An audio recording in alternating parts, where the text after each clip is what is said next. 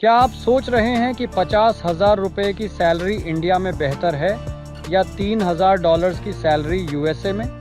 रुकिए, अगर आपका जवाब $3,000 है तो आप शायद एक बड़ी गलती कर रहे हैं। क्यों? आइए समझते हैं परचेजिंग पावर पैरिटी या पीपीपी के जरिए। परचेजिंग पावर पैरिटी एक ऐसा मापदंड है जिससे दो देशों में समान रूप से उपयोग किए जाने वाले सामान और सेवाओं की कीमतों की तुलना की जाती है। इसका मतलब यह है कि जो सामान आप इंडिया में 1 लाख रुपये में खरीद सकते हैं, उसी सामान को यूएसए में खरीदने के लिए आपको $4,300 खर्च करने होंगे।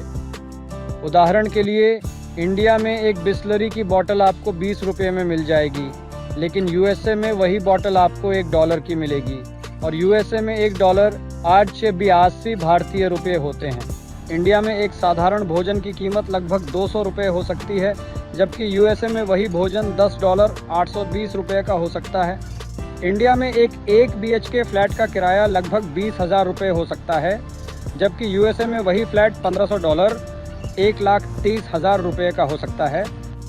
इंडिया में लोकल ट्रांसपोर्ट का खर्चा लगभग 50 रुपये प्रतिदिन हो सकता है, जबकि यूएसए में यही खर्चा $2.75 225 रुपये प्रतिदिन हो सकता है। अब बताइए, आप क्या चुनेंगे, 50,000 रुपये इंडिया में या $3,000 यूएसए में? ध्यान रहे, पीपीपी की गणना करने के लिए बहुत सारे कैलकुलेटर्स उपलब्ध हैं जो आपको सटीक तुलना करने में मदद करेंगे। तो अगली बार जब आप सैलरी की तुलना करें तो परचेजिंग पावर पैरिटी को ज़रूर ध्यान में रखें।